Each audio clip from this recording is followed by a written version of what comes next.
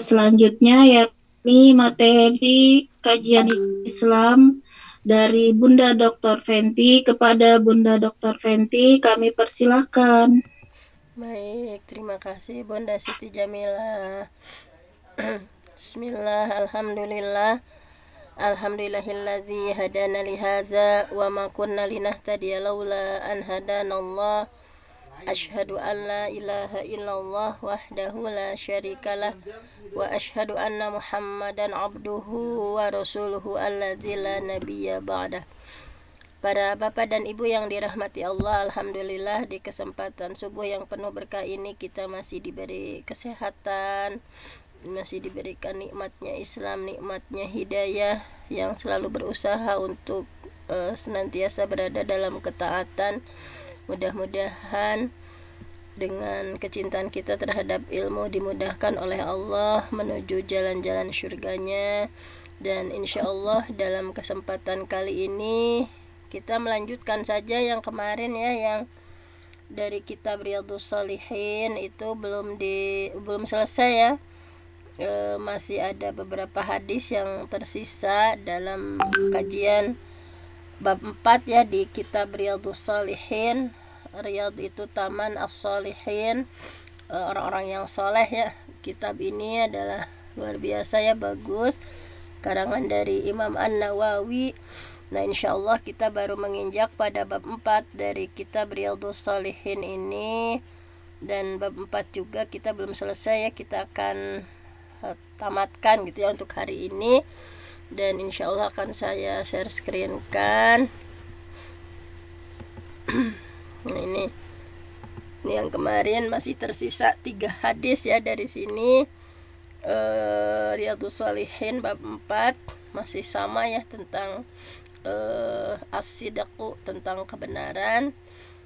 Sekilas saya bacakan ayat dan hadis yang kemarin bahwa dalam kitab Riyadhus Shalihin ini membahas tentang pendidikan kejujuran ya, atau apa, tentang bagaimana kita sebagai seorang muslimah harus bersikap benar.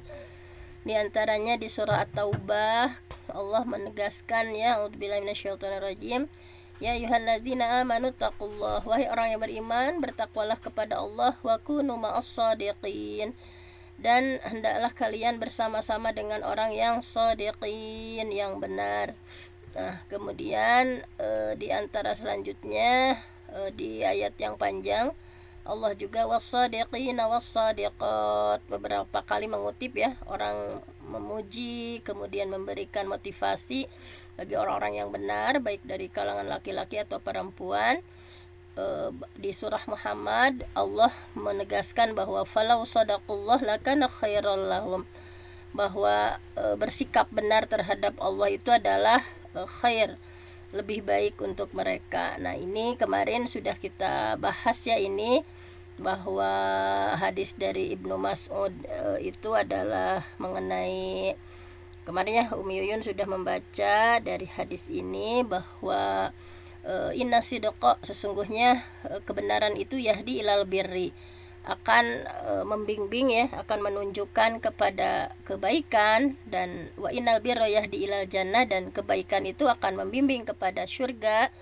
Wa innar rajul la yasduqu hatta yuktaba indallahi siddiqan, dan sesungguhnya seseorang bahwa ia melakukan kebenaran sehingga tercatat di sisi Allah ia adalah seorang yang siddiq. Nah, mudah-mudahan kita semua termasuk digolongkan orang-orang yang siddiqan ya, yang berperilaku benar.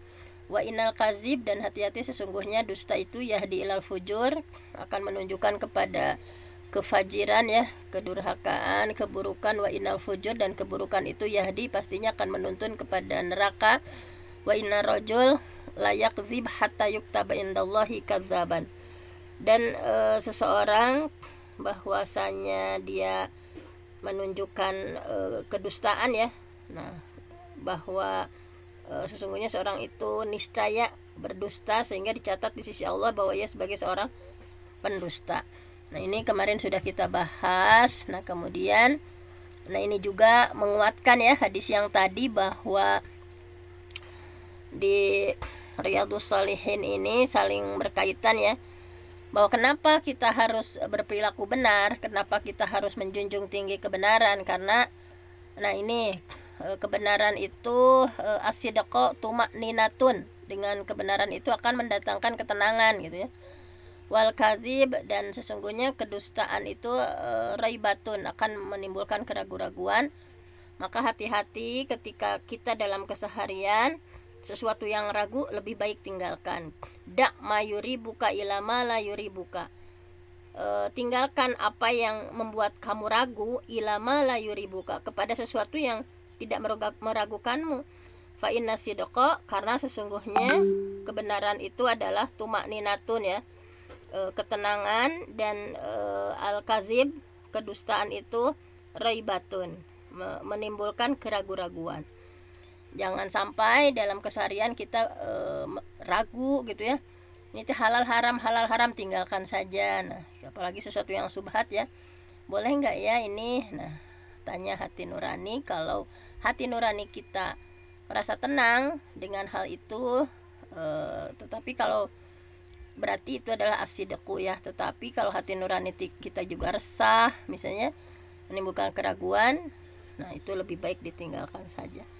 Nah, kemudian kemarin ada hadis yang panjang ya sebetulnya ini, kemudian hanya dipotong bagian yang tentang kebenarannya saja, bahwa ini pesan Rasul kepada para sahabat-sahabatnya, bahwa Ubudullah, ibadahlah kalian kepada Allah, sembahlah Allah, la tusyriku bihi syai'an, jangan menyekutukan dengannya dengan sesuatu apapun, watruku, dan tinggalkan ma yaqulu abaukum, apa yang dikatakan oleh nenek moyang kalian, wa ya'muruna bis shalah, Rasulullah menyuruh kami untuk melakukan salat, wasidqi, nah salat dan bersikap benar ya, disejajarkan, bahwa Rasul menyuruh kami, kata Abu Sufyan bin Harb, Rasul menyuruh kami bis shalah, untuk melakukan salat, wasidqi, dan bersikap benar, wal afaf,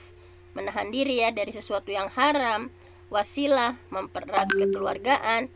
Nah, kemarin sudah sampai sana, dan kita akan melajukan ya, menamatkan hari ini. Nah, ini sesuatu yang barunya ini ar-rabi'. Nah, karena dalam Riyadhus Shalihin itu beberapa hadis ya yang dikutipnya dalam sebuah topik. Ar-rabi', hadis keempat, an Abi Tsabitin, hadis dari Abi Tsabit, wakila, dikatakan ya riwayat lainnya itu dari Abi Sa'id, ada yang menyebutkan namanya Abu Tsabit, Abu Sa'id, wakila riwayat lainnya Abul Walid, yaitu siapa? Itu yaitu namanya Sahal bin Hanif. Nah, jadi itu ya namanya dari Abu Tsabit, riwayat lain menyebutkannya Abu Sa'id, riwayat lain Abul Walid, yaitu siapa itu teh? Abu Sa'id Abul Walid yaitu Sahal bin Hanif radhiyallahu anhu, wa huwa badariyun, dia pernah menyaksikan peperangan Badar, radhiyallahu anhu, semoga Allah meridhoinya ya, ahlul Badar. Nah, begini, anna Nabi sallallahu alaihi wasallam, bahwasanya Nabi Muhammad sallallahu alaihi wasallam qala, nah beliau bersabda, man, barang siapa sa'alallaha, yang memohonkan ya, yang memohon kepada Allah Ta'ala asyhadata, memohon apa? Supaya dimatikan ya, mati syahid, bisidqin, dengan permohonan yang sebenar-benarnya gitu, bukan permohonan yang kayak mau kayak enggak gitu ya. Jadi man sa'alallah, barang siapa yang memohon kepada Allah Ta'ala asyhadata, supaya mati syahid, bisidqin, dengan permohonan yang sebenar-benarnya, ballaghahullah, pasti Allah akan menyampaikan ya orang itu manazila syuhada, ke tingkat ya, tempat manazil ya, tempat orang yang mati syahid. Wa in mata, sekalipun dia meninggal, ala firashihi, di atas tempat tidurnya. Jadi ini ketika kita benar-benar gitu ya memohon kepada Allah, mencita-citakan sesuatu. Kalau di sini contohnya mati syahid ya dalam peperangan, maka Allah akan menyampaikan orang itu ke tempat orang yang mati syahid gitu. Jadi Allah akan menyampaikan orang tersebut ke tingkatan orang yang meninggal dalam keadaan syahid, sekalipun dia tidak meninggal di medan peperangan, tetapi meninggalnya di tempat tidurnya. Nah ini saking harus as-sidqa ya, benar-benar dalam berdoa kita, benar-benar dalam segala hal dalam kehidupan kita. Nah mau dibaca dulu gimana ini hadisnya sama siapa? Coba. Silakan Umi. Silakan Umi. Bismillahirrahmanirrahim. Ar-Rabi'u, hadis yang keempat. An Abi Thabit, dari Abu Thabit, wakila, dan disebutkan Abi Sa'ad, wakila Abil Walid, Sahal bin Hanif, yaitu Sahal bin Hanif. Wahwa, Sahal bin Hanif adalah Badariyun, orang yang pernah menyaksikan perang Badar. Qala, telah berkata, annan Nabiya sallallahu alaihi wasallam, sesungguhnya Nabi sallallahu alaihi wasallam qala, telah berkata, man, barang siapa, sa'ala, yang memohon, Allah, kepada Allah Ta'ala, asyhadata, kepada mati syahid, bisidqin, dengan permohonan yang sebenar-benarnya, balagohu, maka akan menyampaikan kepada dia Allahu Allah manazil syahada, kepada posisi tempat para syuhada. Wa in mata, walaupun dia mati ala firasyihi, di atas tempat tidurnya. Baiklah, terima kasih Umi Yuyun yang selalu menjadi penyemangat kita ya, selalu bersemangat dalam berbagai hal. Terima kasih Umi. Nah selanjutnya kita akan masuk pada hadis yang agak panjang ini ya. Hadisnya panjang, ini nih, bentar. Nah ini hadisnya panjang, hadis Al-Khamis ya, yang kelima, hadis dari Abi Hurairah. Nah karena panjang ya, dibaca, tapi insya Allah ada waktunya ya, kita baca. Nah, Al-Khamis ya, yang kelima, an Abi Hurairah, hadis diterima dari Abi Hurairah radhiyallahu anhu, semoga Allah meridhoinya. Qala Rasulullah sallallahu alaihi wasallam, Rasulullah SAW bersabda, goza nabiyun minal anbiya, bahwa ada seorang nabi ya dari golongan para nabi yang goza, melakukan perang. Salatullah wa salamuhu, semoga salatullah wa salamah ya, semoga keselamatan dan keberkahan kepada mereka ya, bahwa berperang ya, ada satu nabi di antara para nabi, beliau berperang. Faqala, maka dia berkata, liqaumihi, kepada kaumnya, la yattabi'ani rajulun malaka bud'a imra'atin wa huwa yuridu ayyabaniya biha walamma yabani biha. Jadi gini cina pesannya dari Nabi itu, pokoknya jangan ikut perang. Siapa diantaranya yang gak boleh ikut perang itu? Seorang lelaki ya, yang baru menikah gitu ya, ya mau bulan madu mencurahnya, hendak masuk tidur dengan istrinya, tetapi masih belum lagi masuk tidur dengannya. Nah, jadi ya ini yang dikasih rukhsah gitu ya. Kemudian jangan ikut perang juga. Yang kedua kepada siapa? Yaitu yang kedua adalah wala ahadun bana buyutan lam yarfa sukufaha. Nah ini yang kedua, yang nggak usah ikut berperang itu orang yang sedang membangun rumah, belum sampai ya mengangkat atapnya, jadi belum rampung, belum selesai.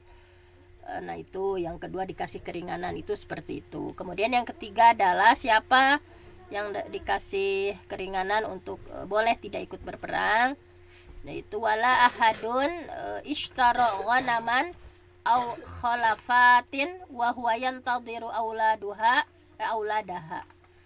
Nah, kemudian yang ketiga yang dikasih rukhsah itu adalah jangan ikut perang bagi yang seseorang membeli kambing atau seseorang beli unta, kemudian untanya sedang hamil ya, hamil tua ya, sehingga kan ia sedang menanti-nantikan kelahiran yang sudah ya beli itu ya, sudah dinanti-nantikan akan melahirkan anak-anak unta itu atau anak kambing itu. Nah,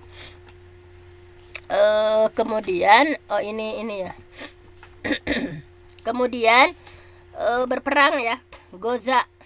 Nah, di sini panjangnya fagoza, maka Nabi berperang padana minal qaryah salatal asri au qariban min dzalik. Kemudian mendekati sebuah desa ya, pada waktu asar. Jadi ceritanya nabinya udah berperang, tadi udah berpesan seperti itu. Kemudian pada berangkat mendekati sebuah desa pada waktu, di sini keterangannya ya, pada waktu asar. Kemudian faqala lisyamsi, kemudian Nabi itu berkata kepada matahari, innaki ma'muratun wa ana ma'murun. Sesungguhnya, hei engkau matahari, adalah engkau juga diperintah ya. Ma'muratun, engkau juga diperintah. Jadi diperintah untuk berjalan mengikuti perintah Allah gitu ya. Maksudnya tenggelam seperti ini, bergerak seperti ini ya. Wa ana ma'murun, dan aku juga diperintah sama. Diperintah untuk berperang gitu ya, mengikuti perintah Allah sama. Nah, beliau berdoa ya, Allahumma ya Allah, ahbisha alaina. Ya Allah, tahanlah jalan matahari itu di atas kita. Jadi tahanlah jalan matahari itu di atas kita. Jadi intinya mah entong waka poeknya. Jadi berdoa ya Nabi tersebut, sehingga pahu bisat, sehingga matahari itu memang tertahannya tidak bergeser. Fatahallah alaihi, sehingga Allah memberikan kemenangan kepada Nabi tersebut. Nah, jadi ceritanya sudah menang. Apa kaitannya dengan kebenaran yang kita bahas ya, ini dari beliau ya, Imam Nawawi mengutip hadis yang panjang ini. Kemudian selanjutnya adalah setelah menang, fajama'al ghanaim, kemudian beliau mengumpulkan banyak harta rampasan perang. Nah, dulu itu sebelum zaman Nabi Muhammad, harta rampasan perang tidak diperbolehkan untuk umat sebelum Nabi Muhammad. Nah, kemudian selanjutnya di sini bahwa fajama al-ghanaim ya, mengumpulkan harta rampasan perang. Fajaat yakni annar litakulaha falam tuta'imha, karena masih tidak diperbolehkan ya harta rampasan itu, kemudian datang ada api gitu ya untuk memakan harta rampasan tapi api itu tidak suka memakannya, jadi belum jadi memakannya. Kenapa? Nah, Nabi, nah ini tentang kejujuran baru mau masuk. Nah, kemudian Nabi bersabda ya kepada umatnya, bukan Nabi Muhammad ini ya, menyampaikan seperti ini. Fikum faqala ya, inna fikum, sesungguhnya di antara kalian, ghululan, ada yang menyembunyikan harta rampasan perang. Nah, hati-hati di antara kalian nih, ada yang menyembunyikan, kan belum halal waktu sebelum Nabi Muhammad itu nggak boleh dapat harta rampasan perang, karena ada karena ada yang menyembunyikan ya harta rampasan perang itu. Nah, untuk menguji kejujuran Nabi ini, fal yubayyani min kulli qabilatin rajulun, maka karena ada yang menyembunyikan harta rampasan perang, maka berbaiat kalian berbaiat supaya berjabat tangan dengan Nabi tersebut ya. Hendaklah kalian berbaiat kepadaku, berbaiatnya dengan cara berjabat tangan. Jadi berjabat tangan ya setiap kabilah. Nah, kemudian ada yang falaziqat yadu rojulaini au salasati biyadihi. Maka ada dua tangan ya yang melekat. Nah, berarti dia itu nyumputkeun teh eta berarti. Falaziqat yadu rojulaini au salasah biyadihi. Maka ketika berjabat tangan ya, ada seorang laki-laki yang melekat tangannya dengan tangan Nabi tersebut. Kemudian Nabi itu berkata lagi, nah cenanya fikum al-ghulul, di antara kalian ada yang menyembunyikan harta rampasan. Nah, kemudian setelah itu faja'u biroksi misla roksi baqarah minaz zahab. Nah, ternyata setelah itu ya, setelah berjabat tangan, kemudian ada ternyata sebuah kepala ya, sebesar kepala lembu yang terbuat dari emas. Oh, ternyata itu yang disembunyikan teh, ada kepala lembu ya, kepala sapi yang terbuat dari emas. Nah, dan ini ternyata yang disembunyikan oleh diantara para mereka. Nah, setelah itu fawadoatha, maka diletakkan ya kepala yang emas itu, fajaat annar faakalatha, kemudian baru api memakannya. Nah, sehingga kata Nabi di akhirnya, falam tahillul ghanaim li ahadin qablana. Jadi kata Nabi itu memang belum halal gitu, belum halal, belum boleh harta rampasan itu siapapun umat sebelum kita gitu, sebelum umat Nabi Muhammad. Jadi emang nggak boleh dulu mah gitu. Falam tahil al-ghanaim li ahadin qablana. Tsumma ahallallahu lana al-ghanaim. Kemudian baru Allah ya menghalalkan. Allah menghalalkan untuk kita ya, untuk Nabi Muhammad dan umatnya, al-ghanaim harta rampasan, lama ketika ro'a, Allah melihat dokfana dokfana kelemahan kita ya, wa ajazana, dan jadi Allah baru menghalalkan ketika melihat betapa manusia itu lemah, tergiur dengan harta ya, memang susah manusia itu. Jadi setelah Allah tahu bahwa kelemahan manusia itu di sana gitu, kemudian Allah menghalalkan untuk kita. Nah, summa halallahu lana al-ghanaim lama ro'a al-da'fana wa ajazna fa'hallaha lana. Kemudian baru Allah menghalalkannya. Nah, itu jadi emang sifat dasar manusia seperti itu ya. Sudah disebutkan nggak boleh, tapi ada yang menyembunyikan. Nah, itulah diantara hadis yang panjang. Nah, itu di 1 menit terakhir masih ada ya hadis, 2 hadis kecil lagi, 2 hadis yang pendek lagi ya.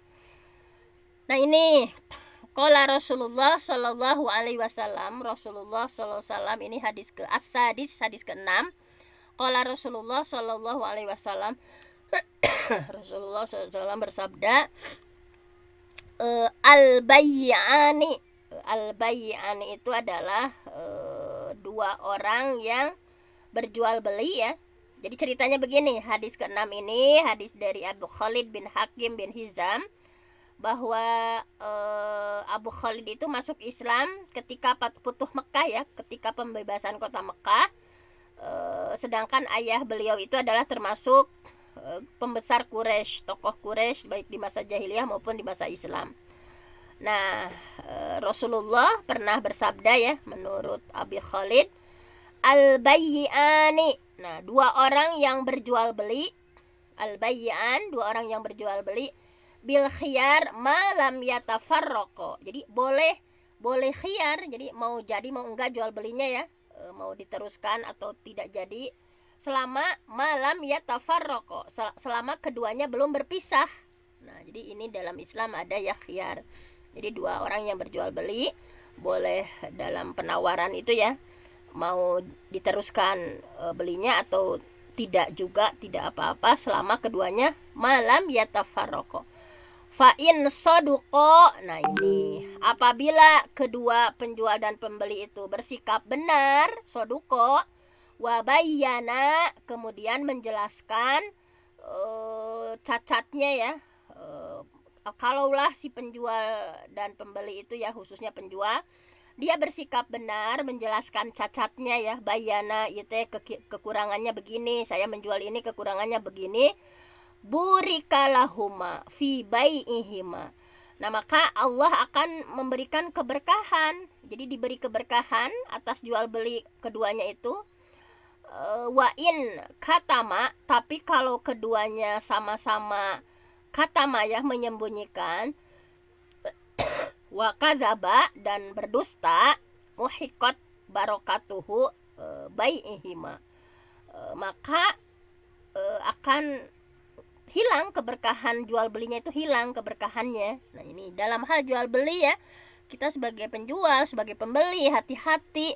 Nih kalau di hadis ini harus bayan soduko ya, bersikap benar, dijelaskan. Saya ini nih barang ini, kekurangannya ini, sehingga saya jual segini, lebihnya segini misalkannya, atau minimalnya kekurangannya apa, jangan ditutup-tutupi gitu ya. Ketika ada cacat sehingga setelah dibeli ternyata ada yang rusak. Nah sehingga burikalahuma, akan diberikan keberkahan dengan perjualbeliannya itu. Tetapi ketika dia ditutup-tutupi, kemudian dituan dusta, maka hilanglah keberkahan dari perjualbelian itu. Itu kemudian sudah ya untuk hadis-hadisnya. Nah ini keterangannya, intinya pada bahasan bab 4, mudah-mudahan kita tidak pernah merasa bosan ya mengkaji hadis-hadis, walaupun bolak-balik gitu ya, itu kadang saling berkaitan satu hadis dengan hadis lainnya, dengan hadis panjang, hadis pendek kita lewati bersama gitu ya. Setiap kata kita rasakan, setiap makna kita maknai. Mudah-mudahan Allah memberikan hidayah atau taufik kepada kita untuk kita mampu melaksanakannya ya. Nah, bahwa sidaqun itu artinya benar. Nah, di sini benar itu bukan hanya benar dalam pembicaraan saja, tetapi benar itu dalam amal perbuatan. Jadi benar dalam kedua hal itu ya, menurut Nabi tadi ya, bisa dengan kebenaran kata, kebenaran sikap yang kita lakukan akan membawa kepada jalan kebaikan, dan kebaikan itu akan menuntun ke surga. Nah, secara ringkasnya di sini bahwa seseorang itu baru dikatakan benar, shodiq, ketika antara ucapan dengan amalnya itu selaras gitu. Ketika apa yang dia lakukan masih berbeda ya, bertentangan dengan apa yang dia ucapkan, maka orang tersebut adalah dianggap kazib, seorang yang berdusta. Misalnya ngaku Islam KTP gitu, tetapi sholatnya enggak, saumnya enggak. Nah itu maka orang seperti ini belum dikatakan ya, baru dia adalah seorang pendusta. Nah itu kata Rasul, bahwa dengan kedustaan itu akan menunjukkan kepada keburukan, dan keburukan itu tentunya akan membawa seseorang ke neraka.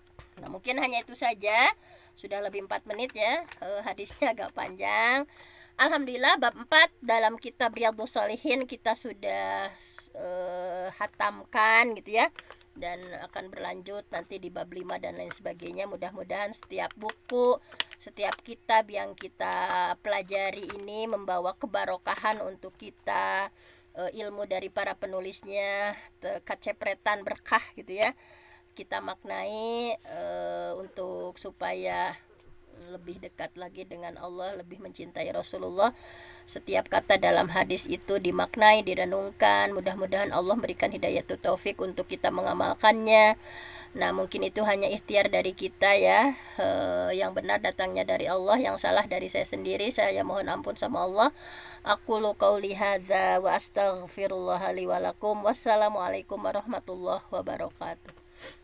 Waalaikumsalam warahmatullahi wabarakatuh.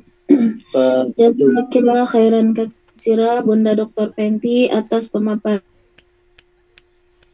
pada hari ini. Semoga Allah mencurahkan